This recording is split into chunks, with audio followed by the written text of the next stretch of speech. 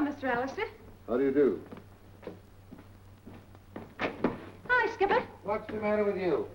Guess what I've been doing? Eating, I suppose. No. I've been doing some investigating. I went to all the places where Lucian Croy owes money. They thought I was the old man's confidential secretary.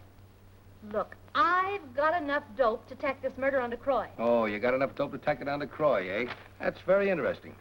You know those figures on the menu, $38,000? Well, Croy's debts just total that amount. And guess what else? I give up. You tell me. Well, he promised to pay all his creditors when he gets back from this round-the-world flight. Look, Skipper, you've got to keep him here. Why? Well, don't you see? He's planning on taking the gems he stole to Europe to dispose of them. He wouldn't dare get rid of them in this country. Very good, Torchy. Very logical. And very cockeyed. What do you mean, cockeyed? What are you grinning at? You want to nail the guy that killed Devereaux, don't you? The guy that killed Devereaux is locked up right out there. What? Yeah, just like I told you. Veroni did it. Veroni? I thought you said he was in the penitentiary. Yeah, but he was paroled day before yesterday. And this morning, the robbery detail picked him up trying to pawn these stones. Alistair's already practically identified him. Oh, gee. I thought I had something. Oh, Torchy, you're a nice kid, and I'm sorry you didn't have a little better luck. But running down criminals is a man's job. It takes a masculine mind and years of experience to crack these cases. So you just go back to your office and write a nice little story about what the women's clubs are doing to promote world peace, and then I'll take you out to dinner. Okay, Skipper. I guess you win. Hey, what about the gun?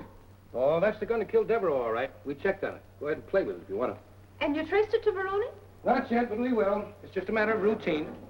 Then you haven't really proven Veroni guilty. Why, we've got so much on that yank that he's bound to break. He'll have to cop a plea to keep from going to the chair. Well, what if he doesn't break? After all, the only thing you have on him is the fact that he has a criminal record. You can't convict him on that. What if your case blows up? Ah, that's just speculation. You just said Alistair hadn't positively identified the diamonds. Not positively. He will. Maybe he can't. Maybe he won't. Maybe Veroni got him someplace else. Maybe he... What's the idea of you coming in here singing maybe? I work like a horse trying to make this case airtight, and you come along and start kicking holes in it. I don't think you've even got a case. What do you mean I haven't got a case? Ah, I suppose you think you've got one. You picked the son of the most influential man in town as a suspect without a scrap of evidence. Then when I find the man who really did the job, you won't admit it. Every time you come in here, you try to stop the machinery. And I sit around like a sap and listen to you. Why should I let myself get worked up over every screwy angle that you try to spring on me? I want Veroni. I want him for murder. I got him. Lieutenant, you sprung a leak.